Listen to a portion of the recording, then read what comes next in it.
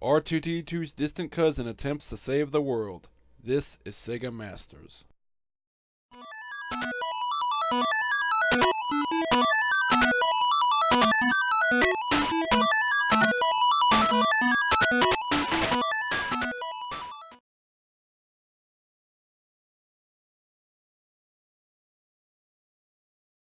Well, that's probably one of the more controversial intros we'll see in this series.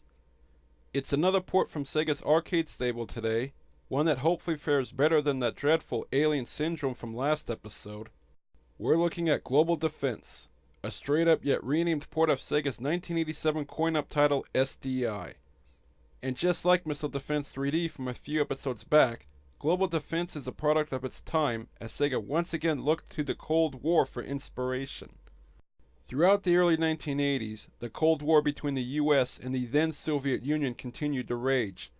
One prevailing fear among Americans at the time was the Soviets would one day attack the country with ICBMs. While this happened quite a bit in popular culture, they never did in real life. Nonetheless, in March of 1983, US President Ronald Regan announced the formation of the Strategic Defense Initiative as an answer to such possible attacks. It was basically a plan to implement a complicated system of satellites in orbit around the Earth that could target and shoot down any hostile missiles from outer space. The idea wasn't technologically nor financially feasible, with many critics referring to it as Star Wars, and it never got past the planning stages. But of course, that's where video games come in. Sega in particular ran with the concept as the basis for their STI arcade game, which can best be described as the Atari classic Missile Command reimagined as a traditional space shooter.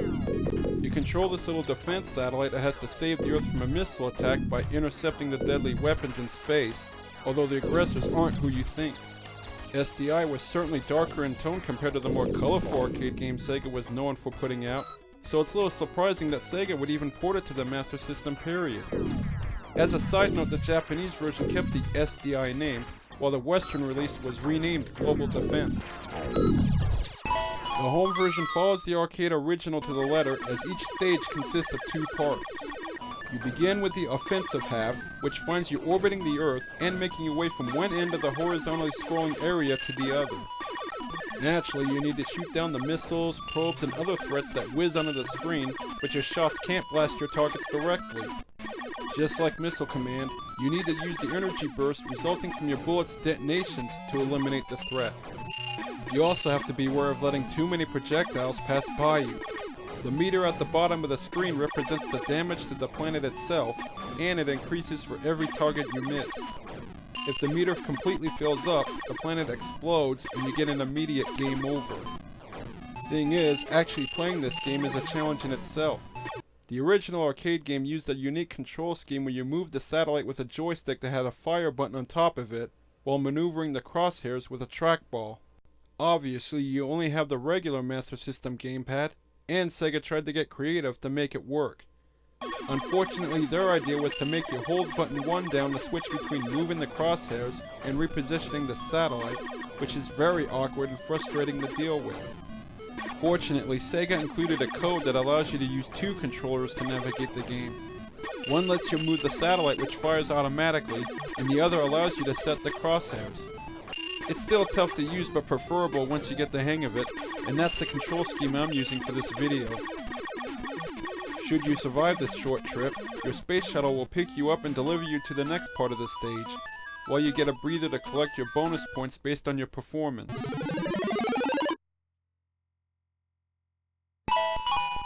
The second part of each stage is the single-screen defensive half. Your satellite is set up in a stationary spot above the Earth with another salvo of missiles coming over the horizon looking to rain down more destruction on the planet. You obviously need to knock them out before they enter the atmosphere and inflict more damage. In fact, any damage incurred during the offensive phase carries over to this screen, giving you even less margin for error. And in case you were wondering, yes, if you tweak some of the graphics and gameplay elements in this segment, you do essentially have Missile Command itself, eliminating any doubt to this game's inspiration. Outlast the assault with the planet still intact, and it's on to the next stage, which consists of another offensive half and defensive half. Only now you're on the other side of the Earth, hence the slightly dimmed background, and your damage meter is thankfully reset. While the missiles themselves can't harm you, your satellite will get blown up by the slightest contact with one of the other hostile objects.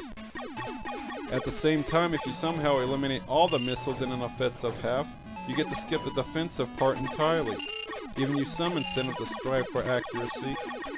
Some rare power-ups also appear to help you out, such as increasing your blast radius, speeding you up, and healing the damage meter. Upon the conclusion of the second stage, Global Defense takes a complete left turn as you leave Earth's orbit and head over to intercept the missiles at the moon. As it turns out, it's not one of Earth's nations trying to nuke another. The entire Earth itself is apparently being targeted by an unknown force from outer space.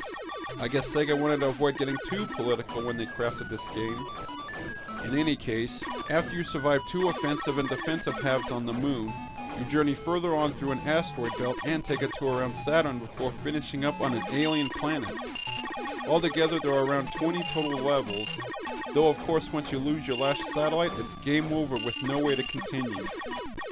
Ironically, Global Defense is done in by what also makes it unique among space shooters. Regardless of which control method you use, you have to constantly shift your focus between moving your satellite and aiming your cursor at a very high rate, and the action can easily become overwhelming with all the hazards flying at you. The missile command method of eliminating targets may work in a single screen setting, but doesn't quite succeed as a side-scroller. It doesn't help that the crosshairs are rather sluggish and will cause you to barely miss out on blasting some targets, which only adds to the frustration. Not only that, the game starts out hard and gets even more difficult the further you progress, to the point that the later stages are virtually impossible to get through. So very few if anyone will ever see the ending without massive amounts of cheating. I had to use a game enhancer just to grab footage of these later stages. The presentation isn't terribly impressive either, though it does try to mimic the coin-op. There's not much to the visuals outside of a few decent sprites and some nicely illustrated planets acting as backdrops for the action. The audio, on the other hand, is rather annoying with the background theme sounds too boppy for this setting, and some ear-grating beeps and boops for sound effects. So overall, Global Defense isn't a terrible cart, as it certainly brings something different to the shoot-'em-up table, and harkens back to a rather interesting era of American history. But without the charm and personality usually found in Sega's works, it comes off as a rather banal experience that offers nothing to make it worth putting up with the annoying controls and hair-pulling difficulty. All in all, Global Defense ranks as yet another forgettable release for the Master System.